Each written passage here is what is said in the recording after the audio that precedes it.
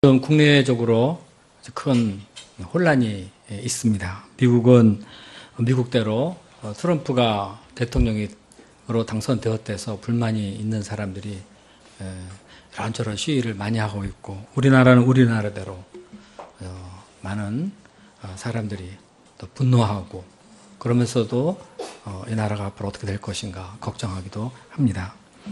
우리가 나라를 위해서 더욱 간절히 기도해야 되겠습니다. 그러나 이럴 때 저희들이 자칫 이런 것을 보면서 외부로부터 들려오는 음성만 듣기 쉽습니다. 이럴 때일수록 더욱더 하나님 말씀에 가까이 하면서 하나님이 우리에게 어떤 말씀을 하시는가, 그게 귀 기울이면서 방향을 잡아야 되겠습니다. 더욱더 말씀을 읽고 기도하는 그런 시간이 되면 좋겠습니다. 이 시간에는 말씀 제목이 제자와 십자가의 복음인데, 제목으로 함께 은혜를 나누겠습니다. 요절은 14장 24절입니다. 함께 읽어보겠습니다. 자, 시작.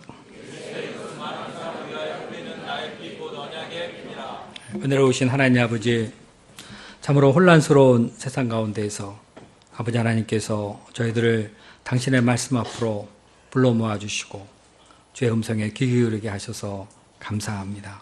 아버지 하나님, 세상이 참으로 좀 불안한 그러한 때이지만, 그러나 주의 말씀이 저에게 있음을 인하여 감사합니다. 주의 말씀 안에서 저희들이 믿음을 갖고 확신하면서 이 세상을 잘 감당할 수 있도록 도와주십시오. 이 시간 특별히 저희가 제자와 이 십자가의 복음이 어떤 의미가 있는가 함께 생각해 보기를 원합니다. 성령께서 함께하여 주시옵소서. 예수님의 이름으로 기도했습니다. 아멘. 우리가 믿는 기독교의 핵심적인 사건은 예수 그리스도의 십자가에서의 죽으심입니다. 너무나 당연한 말이지만 역사 속의 기독교의 상징은 언제나 십자가였습니다. 사람들은 예수님을 믿어서 축복을 받기를 간절히 원하지만 결코 기독교는 축복이 중심이 되어 있지 않습니다. 그 중심은 언제나 십자가입니다. 그런 만큼 예수님의 제자들의 중심에도 언제나 이 십자가가 있어야 하고, 또한 그들이 전하는 메시지의 중심도 언제나 예수님의 죽으심에 관한 것이어야 합니다. 그리고 제자들이 십자가의 참된 의미를 아는 것은 참된 기독교, 참된 교회 형성에 결정적으로 중요합니다. 특별히 오늘 본문을 보면 예수님은 잡히시기 전날 밤에 제자들과 유월절 만찬을 하시면서 자신이 십자가에서 죽는 것이 무엇을 의미하는지에 대해서 말씀해 주십니다. 이것은 성만찬의 의미를 아는 것이 십자가 복음 이해와 직결되기 때문입니다. 그런데 이 시간에는 우리가 예수님이 십자가를 지러 가는 과정 속에서 나타난 제자들의 허물을 생각해 보고자 합니다. 그러면서 십자가의 의미도 함께 생각해 보겠습니다. 또한 성찬을 행하면서 그 떡과 잔을 나누며 주 예수님의 은혜를 함께 나눌 수 있기를 간절히 기도합니다. 때는 유월절 이틀 전이었습니다. 유월절은 유대인의 최대의 명절로서 이스라엘 백성들이 애굽의 노예 생활에서 해방된 것을 기념하는 아주 뜻깊은 날입니다. 그들의 조상은 모세의 지시대로 출애굽 전날 밤에 집집마다 어린 양을 잡아 문설주와 임방에 양의 피를 바르고 양고기를 먹었습니다. 그날 밤 여호와가 애굽을 심판할 때 어느 집이든 문설주에 양의 피가 있는 것을 보았을 때에는 그 집을 심판하지 않고 그냥 지나갔습니다. 패스오버했다. 그래서 이것을 우리말로 유월절이라고 부릅니다. 이날은 여호와 하나님이 자기 백성들을 구원하신 날이요, 그 하나님 위대하신 그들의 하나님이, 여호와 하나님이 그들의 하나님이 되신 아주 위대한 날입니다. 그런데 예수님은 이런 유월절의 십자가의 죽으심으로 실제 대속의 어린 양이 되십니다. 자, 예수님이 지금 십자가를 지시고자 예루살렘에 올라가십니다. 이때 마음이 어떠했겠습니까? 그날 그 순간이 가까울수록 예수님의 마음도 더 무거워졌습니다. 이런 가운데 예수님은 예루살렘에 올라가기 전에 나병을 고쳐준 베다니 시몬의 집에 초대를 받아서 제자들과 함께 들어가셨습니다. 예수님이 한창 식사를 하고 계실 때 한 여자가 매우 값진 향유곧 순전한 나드 한 옥합을 가지고 와서 이것을 현장에서 깨뜨려 예수님의 머리에 부었습니다. 당시 이 향유는 아주 값진 것으로서 여인들이 자신의 결혼을 위해서 한 방울 두 방울 모아 후에 지참금으로 사용하였습니다. 그런데 여인이 이 귀한 향유를 예수님께 한꺼번에 쏟아부었습니다. 결혼을 어떻게 하려고 예수님께 한꺼번에 확 쏟아부었는지. 이 향유의 가치는 당시 돈 300데나리온에 해당되는 것으로서 1년 품삯, 오늘날로 말하면 약 2천만 원 내지 3천만 원, 뭐 연봉이 더 높으시면 5천만 원도 되는 그런 값에 해당합니다. 이 여자는 참 간도 크지. 어떻게 이렇게 할 수 있었을까요? 여인은 예수님으로부터 받은 많은 은혜로 인하여서 예수님께 대한 감사와 존경, 사랑해서 이렇게 할 수 있었습니다. 여인은 자기를 구원해 주신 이 예수님께 감사하는 데에 아무것도 아끼지 않았습니다. 아름다운 향기가 온 집안에 가득 차게 되었습니다. 예수님은 이 여인으로 인해 이때 아주 큰 위로를 받으셨습니다. 지금 제자들 중에서 누구도 예수님이 십자가에 죽으러 올라가신다는 것을 알지 못했고, 그리고 여러 번 말씀하셨지만은 뭐 죽으시려고 뭐 이러면서 관심이 없었습니다. 그들은 이때 예수님이 왕이 되면 자기들은 어떻게 좀 더 높은 자리에 올라갈 수 있을까? 이런 생각을 하며 서로 경쟁했습니다. 이때 예수님은 여인의 이런 헌신과 사랑에 큰 위로를 받으신 것입니다.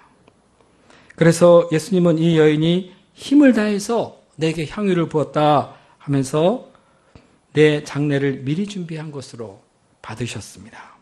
그리고 온 천하를 어디든지 이 복음이 전파되는 곳에 여인이 행한 아름다운 일도 기억될 것이라고 말씀하셨습니다. 우리도 우리 죄를 위해서 십자가에서 죽으신 이 예수님을 위해 이 여인과 같이 무엇이라도 드리면서 감사할 수 있기를 기도합니다. 감사하되 적당히 하지 않고 힘을 다해서 감사하는 그런 감사의 사람들이 될 수 있기를 기도합니다. 자, 그런데 이 광경을 본 제자 가룟 유다는 예수님 머리에 부어진 향유를 보고 이걸 아까웠습니다. 그는 이것을 아주 큰 낭비로 보았습니다. 그것을 그렇게 할 바에야 팔아서 가난한 자들에게 주면 좋지 않겠느냐 하며 탄식을 했습니다. 그러나 말이 가난한 사람을 위한 것이지 사실 그때 그는 예수님께 부어진 그 향유가 너무 아까웠을 뿐입니다. 그의 마음에는 예수님에 대한 사랑이 없었습니다. 이런 그의 눈에는 여인이 쏟아부은 그 향유가 낭비요, 그리고 또 돈으로만 보였습니다. 그는 예수님보다 돈을 더 사랑했습니다. 그리고 이 여인을 정죄합니다. 왜 그래? 아깝게 왜 그래? 왜 그래? 이런 그는 제자들 몰래 원수들인 대제사장과 종교 지도자들을 찾아가서 예수님을 넘겨주면서 돈을 받기로 약속하고 돌아왔습니다. 그리고 이제 어떻게 하면 예수님을 넘겨줄 수 있을까? 기회를 엿보기 시작했습니다. 그가 왜 이렇게 되었을까요? 그는 늘 예수님 곁에 있으면서 보고 배우는 사랑을 누구보다도 많이 받는 정말 은혜에 충만한 사람이 될 수 있었습니다. 그러나 그는 섬기시고 말씀하시는 예수님을 마음으로 배우지 못했고 또 그 사랑을 그냥 뭐 당연하게 여겼는지 전혀 감사하지 않았습니다. 내면에 감사가 없으면 누가 아무리 뭘 해줘도 내면에 감사가 없으면 이렇게 어느 날 자기 목적과 생각을 따라서 배반하게 되는 겁니다. 이 여인은 감사했기 때문에 이렇게 자기의 모든 것을 아까워하지 않고 드렸는데 유다는 감사를 하지 않았기 때문에 그 심정이 메말라서 이기적이 되어서 결정적인 때 이렇게 자기의 주님을 배반한 것입니다. 참 놀랍게도 예수님의 죽으심은 이렇게 가장 가까이서 사랑을 받았던 제자의 배반에서 시작되었습니다. 무교절 첫날 곧 6월절 양 잡는 날이었습니다. 날이 저물자 예수님은 이전과는 다른 6월절 만찬을 시작하셨습니다. 예수님은 식사 도중에 갑자기 너희 중에 한 사람이 나를 팔 거다 하고 말씀하셨습니다. 이에 제자들은 깜짝 놀라면서 하나씩 나는 아니죠. 나는 아니죠. 나는 아니죠 하고 이렇게 물어보았습니다. 그들은 주께서 자기들을 향해 하신 이 말씀이 두려웠던 것입니다. 그리고 마음이 불안했습니다. 그러자 예수님은 이런 그들에게 12 중에 한 사람 나와 함께 그릇에 손을 넣는 자가 바로 그다 하면서 그가 누군지를 분명히 말씀해 주셨습니다.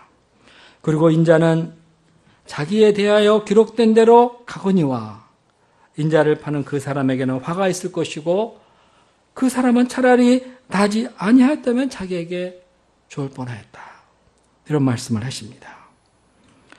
6월절 만찬의 만찬석의 이 분위기가 갑자기 의심과 불안의 장소가 되었습니다. 자, 예수님께서 이 시점에서 왜 유다의 배반에 대해서 말씀하셨습니까? 자, 첫째는 가론 유다에게 회개할 기회를 주시기 위한 겁니다. 예수님은 가론 유다를 사랑하셨습니다. 그 영혼을 불쌍히 여겼습니다. 그래서 그에게 두신 소망을 끊지 않으시고 그가 회개하고 돌이킬 수 있도록 끝까지 기회를 주셨습니다. 우리도 그러지 않습니까? 어떤 사람이 내일 어떤 나쁜 일을 계획하고 분명히 그것을 할 거다 하는 것을 우리가 알 때도 그 사람의 영혼이 부족해서 너 회개해야 돼. 너 지금 돌이켜야 돼. 안 그러면 큰일 나. 이렇게 말하지 않습니까? 예수님도 그러신 것입니다. 예수님은 배반자 가론 유다를 변함없는 마음으로 감당하시면서 그를 끝까지 사랑하셨습니다. 둘째로 제자들의 마음을 준비시키고 예수님의 말씀을 믿는 믿음을 심고자 하셨습니다. 예방주사를 맞고 난 후에는 닥치는 일을 잘 감당할 수 있는 것 같이 미리 알면은 유다의 배반으로 인한 충격을 덜 받을 수 있습니다. 그리고 예수님은 자신이 죽게 된 것이 단순히 가론 유다의 배반 때문만이 아니라 하나님의 말씀에 기록된 대로 일어나는 것이다. 여기에는 하나님의 뜻이 있다 하고 말씀해 주셨습니다. 예수님의 죽으심은 가론 유다의 배반으로 인한 우발적 사건이 아니라 하나님의 원대한 구속 계획 속에서 이루어지는 것이라는 겁니다.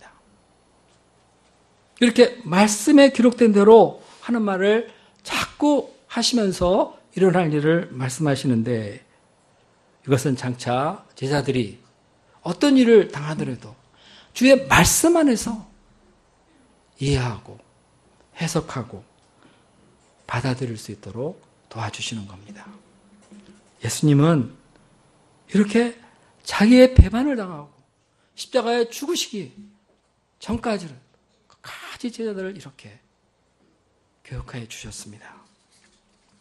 이제 예수님은 6월절 식사를 하시면서 제자들에게 자신의 죽음이 뜻하는 것이 무엇인가를 가르쳐 주기 시작하셨습니다. 예수님은 떡을 가지사 축복하고 떼어 제자들에게 주시면서 이것은 내 몸이다 하고 말씀하셨습니다. 예수님은 채찍을 맞아 온몸을 찢기시고 십자가에 못 박혀 죽으셨습니다. 예수님은 자신의 몸을 모든 사람을 위한 생명의 떡으로 주셨습니다. 요한복음 6장 35절에서 예수님은 나는 생명의 떡이다. 내게 오는 자는 결코 줄이지 않을 것이다. 이렇게 말씀하셨습니다. 예수님께서 계속해서 잔을 가지사 감사 기도하시고 저에게 주시며 말씀하셨습니다. 이것은 많은 사람들을 위하여 흘리는 바 나의 피 곧 언약의 피니라. 예수님은 하나님의 어린 양으로서 십자가에 못 박히시고 자신의 피를 흘리며 다 흘리며 죽으셨습니다. 마태복음 26장 28절에서 이 피는 죄사함을 얻게 하려고 많은 사람을 위하여 흘리는 피, 곧 언약의 피다. 이렇게 말하고 있습니다. 자, 성찬은 예수님의 죽으심에 대한 해석입니다. 또한 우리의 구원을 위한 언약의 확인입니다. 역사 속의 참된 교회는 예수님이 명하신 성찬을 행하면서 예수님의 죽으심을 늘 기념해 왔습니다. 우리는 이 성찬을 통해서 예수님의 살과 피를 먹고 마시면서 예수님의 십자가를 마음에 다시 새기고 구원을 확신하며 언약 위에 견고하게 서게 됩니다. 이것은 얼마나 큰 은혜입니까? 우리는 너무 잘 잊어먹어요. 그러나 예수님은 때때로 성찬을 행하심으로써 예수님이 우리를 위해서 무엇을 하셨는가? 그 십자가에서 죽으신 그 의미가 무엇인가를 기억하게 하시고 흔들리는 우리를 꽉 언약 위에 잡아주십니다. 그런데 이 은혜가 임하기까지 예수님께서 십자가로 가시는 과정 속에서 그리스도가 겪으셔야 했던 고통은 어떤 것입니까? 예수님은 겟세마네 기도를 감당하셔야 됐습니다. 예수님은 최후의 만찬을 마시고 제자들과 함께 참여하고 감람산으로 가셨습니다. 예수님은 제자들이 다 자기를 버리고 도망갈 것을 아시고 가시는 길에 이렇게 말씀하셨습니다. 너희들이 다 나를 버릴 것이다. 그리고 예수님은 내가 살아난 후에 너희보다 먼저 갈릴리로 갈게 하고 말씀하셨습니다. 예수님은 자신이 잡히시고 십자가에 못 박혀 죽으실 때 이렇게 제자들이 흩어질 것을 다 하셨습니다. 그래서 내가 죽는 게 끝이 아니다. 이후에 우리는 갈릴리에서 다시 만날 것이다 하면서 이 재회의 희망을 제자들에게 미리 심어주셨습니다. 그런데 이때 베드로가 나는 죽어도 주님을 부인하지 않습니다. 죽어도 부인하지 않습니다. 어떻게 주님을 부인할 수 있습니까? 하고 말했습니다. 그래서 다른 제자들도 저도 그렇습니다. 어떻게 우리가 주님을 부인할 수 있습니까? 하고 다들 큰 소리를 쳤습니다. 이건 다 이들의 진심에서 나온 겁니다. 그들은 자기들의 의지와 인간적인 충성심을 믿었습니다. 그렇기 때문에 이렇게 온 장담을 합니다. 그러나 예수님은 이들이 얼마나 연약한 자인가를 잘 아셨습니다. 큰 소리 뻥뻥 치지만 그들이 무너질 것을 아셨습니다. 그래서 예수님은 그들을 미리 마음에 영접하신 것입니다. 그들의 연약함과 허물을 마음에 품고 벌써부터 용서하고 계십니다. 예수님이 가시는 십자가 길은 이렇게 미리 말해주시면서 우리의 연약함을 처음부터 품고 가는 그 길입니다. 겟세마네 동산에 이르신 예수님은 다른 제자들은 앉아있도록 하고 베드로와 야고보, 요한 세 사람을 데리고 가셨습니다. 그리고 그들에게 내 마음이 심히 고민하여 죽게 되었으니 나는 여기 머물러서 깨어있어라. 십자가를 앞에 둔 예수님의 이 고통스러운 상황에 제자들이 깨어서 기도로 동참해 주실 것을 부탁하신 것입니다.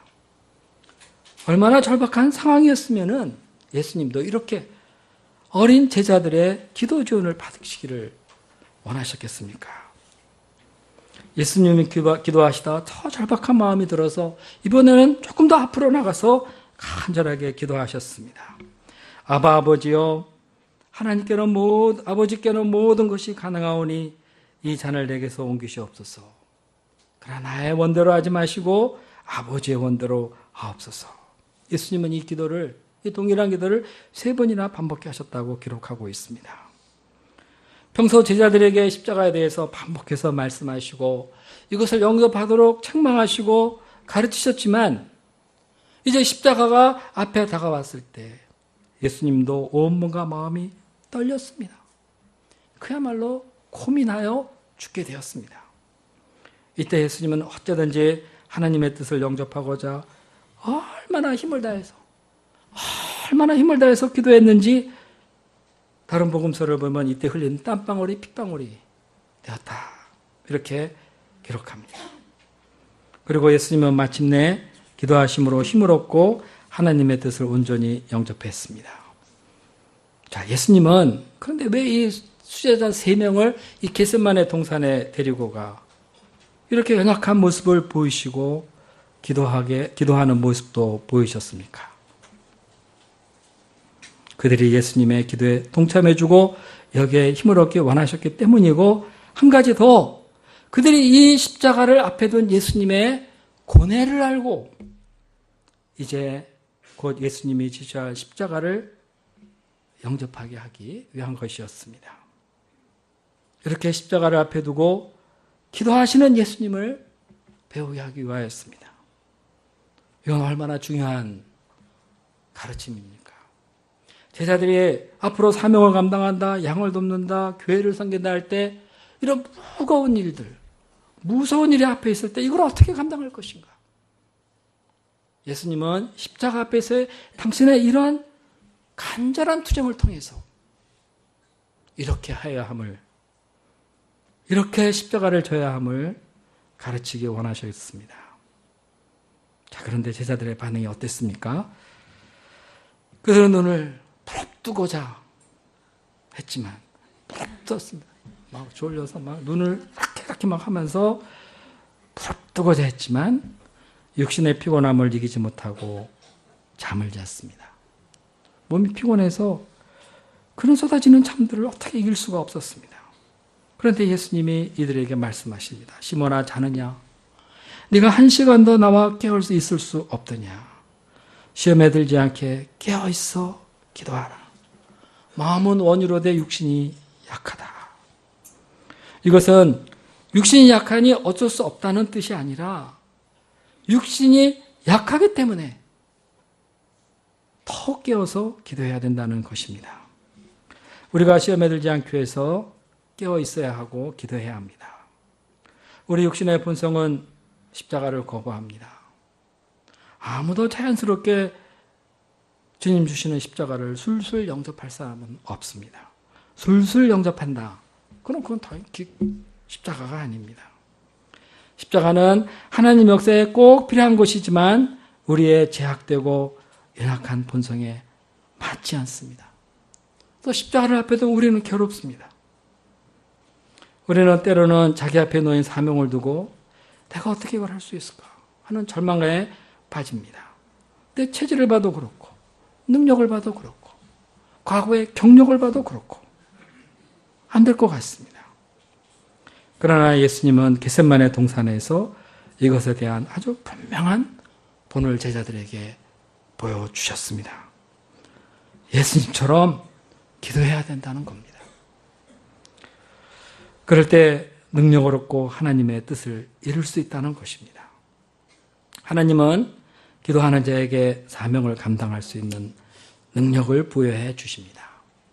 예수님께 그렇게 하셨듯 간절히 기도하고 하나님 앞에 나와 기도에 씨름을 하는 자에게 그것을 감당할 만한 은혜와 능력을 부어주십니다. 상황이 문제가 아닙니다. 조건이 문제가 아닙니다. 주 앞에 나와 열심히 기도하는 것. 거기에 우리의 이런 간절한 기도가 있는가? 이것이 문제인 것입니다. 자, 예수님이 기도를 마치고 제자들에게 와서 말씀하실 때 가룟 유다가 산헤드린에서 파송된 무리를 이끌고 왔습니다. 그리고 예수께 랍비오하고 입을 맞추었습니다. 배반자의 키스입니다. 그러자 사람들이 예수님을 잡고자 했습니다. 이때 곁에 있는 한 제자가 칼을 꽉 빼서 대제사장의 종의 귀를 팍 쳐서 떨어뜨렸습니다. 칼솜씨가 좋은 건지 아니면 확 치려고 하는데 싹 피해서 이 사람이 맞은 건지 알 수는 없지만 제자는 분노했습니다. 누가 예수님께 손을 대는가? 그들은 참을 수가 없었습니다. 그러나 예수님은 이 모든 것에 대해서 준비되어 있으셨기 때문에 순순히 체포되셨습니다. 그리와 내미는 그 포박줄을 그대로 받으셨습니다. 그러나 이것은 능력이 없어서가 아니라 하나님의 뜻을 이루기 위한 것입니다. 제자들은 예수님이 체포되자 두려움에 사로잡혀서 걸음아 살려라 하면서 예수님을 버리고 다 도망갔습니다. 조금 아까 큰 소리 펑펑 치고 칼을 빼던 그 용기들 다 어디 갔는지 다 도망갔습니다. 자, 예수님은 제자들에게 버림받으신 것입니다. 지난 3년 동안 늘 곁에 있었던 제자들이었지만 예수님께 사랑 고백을 하고 믿음 고백을 많이 했지만 그들은 이때 다 떠나고 이 고난의 때 예수님은 혼자가 되셨습니다. 예수님은 공회 앞에 끌려가 신문당했습니다. 많은 사람이 거짓 증거로 예수님을 고소했습니다. 그러나 예수님은 털 깎는 자 앞에 있는 양같이 잠잠하였습니다. 사람들이 네가 찬송받을 자의 아들 그리스도냐 하고 질문할 때 내가 그다 하고 분명히 얘기하셨습니다. 그리고 인자가 권능자의 우편에 앉은 것과 하늘 구름을 타고 오는 것을 너희가 볼 것이다. 분명히 증거하십니다. 승천하셔서 때가 되면 산자와 죽은 자를 심판하러 재림하실 것이다. 다시 올 것이다 하는 것을 말씀하시는 것입니다. 그러자 그들은 신성모독죄로 예수님을 사형 판결하였습니다. 이때 사람들이 예수님의 얼굴에 침을 뱉고 눈을 가리고 주먹으로 때리고 손바닥으로 때렸습니다. 그들은 이 예수님에게 야비하게 행하였고 예수님은 큰 모욕을 당하셨습니다. 그리고 큰 소리 치던 이 베드로가 그날 밤 나는 그 사람이 누군지 몰라. 너 알잖아. 나 몰라. 절대 몰라 하면서 예수님을 3번 부인했습니다. 자, 그럴 때 두 번째 닭이 울었습니다. 자, 제자들, 이 종교 지도자들은 이 예수님을 빌라도에게 넘겨주었습니다. 자, 빌라도는 예수님에게서 아무 죄를 발견하지 못하고 놓아주려고 했지만 대제사장의 충동을 받은 무리들은 예수님을 죽여라! 십자가에 못 박혀 죽어라! 하고 소리치었습니다. 그들도 한때 예수님으로부터 많은 은혜를 받고 이분이 우리의 왕이 되면 좋겠다 하던 사람이었지만 이렇게 무리들도 그 예수님을 배반하고 이제는 죽이려고 합니다. 예수님은 채찍에 맞으시고 십자가에 못 박게 넘겨졌습니다. 120대의 무자비한 채찍을 맞아 살이 찢기시고 살점이 떨어져 나가 이미 예수님은 온몸이 피투성이었는데 거기에 로마 군병은 희롱해서 가시관을 씌워주고 무거운 십자가를 지고 골고다 언덕에 끌고 올라가 거기서 십자가에 못 박았습니다. 예수님은 고통 속에 피 흘려 죽으시면서 엘리 엘리 라마 사박다니 나의 하나님 어찌하여 나를 버리십니까 하고 큰 소리를 지르고 운명하셨습니다. 자, 세상에 이런 슬픈 고통이 있었겠습니까? 예수님이 십자가로 가는 이 길은 어떤 길입니까? 한 여인이 예수님의 머리에 향유를 붓고 예수님께 대한 사랑과 존경, 감사를 표현했을 때 이 12제자 중에 한 명 유다는 그가 아까워하고 예수님을 비난하고 은 30에 예수님을 팔아넘겼습니다. 다른 제자는 예수님이 십자가에 죽으시러 가는 거에 관심이 없고 다 자기 생각에 빠져 있고 베드로는 나는 절대로 예수님을 배반하지 않을 거라 큰 소리치지만 하룻밤 사이에 3번을 부인했습니다. 십자가를 앞에 두고 겟세마네 동산에서 간절히 기도했지만 제자들은 잠을 잤습니다. 그리고 예수님이 잡히자 다 도망갔습니다. 이 모든 과정에서 예수님은 이런 제자들의 약점을 다 감당하셨습니다. 예수님이 십자가로 가는 그 길은 제자들, 우리들의 약점을 다 감당하면서 용서하면서 올라가는 길입니다. 일어날 일을 미리 말씀해 주시고 놀라지 않게 도와주셨습니다. 제자들이 흩어질 것을 아시고는 기록된 바 내가 목자를 치니 양들이 흩어질 것이다 하는 이 말씀을 인용하면서 그들의 허물을 탓하기보다는 그들이 그럴 수밖에 없는 양이다 하시면서 조용히 그들의 허물을 가슴에 안고 십자가로 가신 것입니다. 그리고 홀로 신문받고 멸시와 조롱성에서 십자가에서 죽으셨습니다. 나의 하나님, 나의 하나님, 어찌하여 나를 버리셨습니까? 하나님이 함께 하신다면 예수님이 이렇게 죽으실 수 있겠습니까? 이 순간에는 하나님도 함께 하지 않았습니다. 그런데 고통스럽고 심히 외로운 이 죽음 속에 피 흘려 죽으시는 이 예수님의 가슴 속에 그의 제자들이 있습니다. 이 예수님 안에 연약하고 부족한 우리가 있습니다. 예수님은 제자들을 감당하셨듯이 우리를 감당하셨습니다. 이 예수님은 지금도 우리를 감당하고 계십니다. 성만찬을 하시면서 말씀하십니다. 받아라.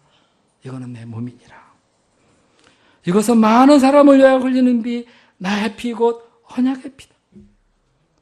이거를 받아라. 너희들이 어떤 허물이 있더라도 너희는 내 백성이다. 이건 약속이다. 언약의 피다. 예수님은 십자가로 가시면서 자신의 온갖 허물,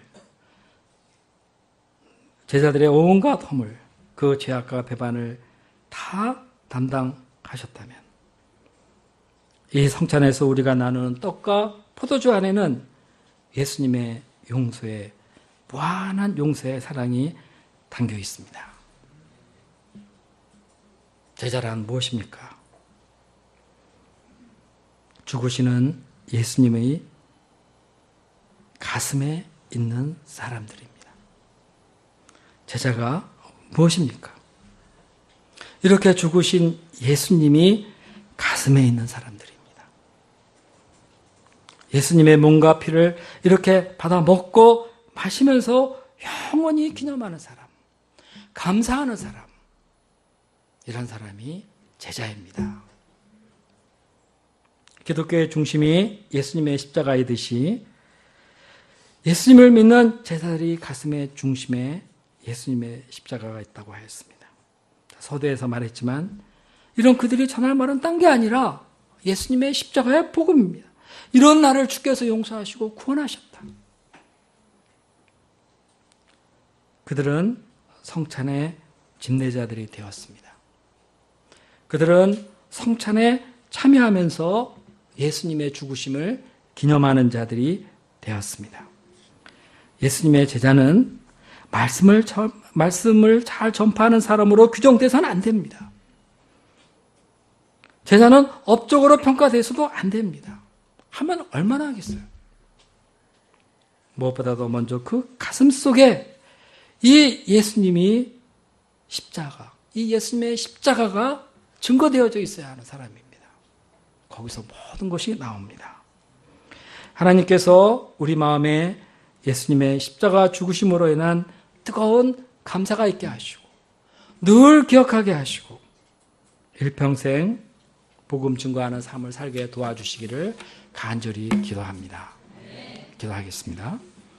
은혜로우신 하나님 아버지, 이 시간 하나님 아버지께서 성찬의 의미와 예수님의 십자가를 생각해 보게 하셔서 감사합니다.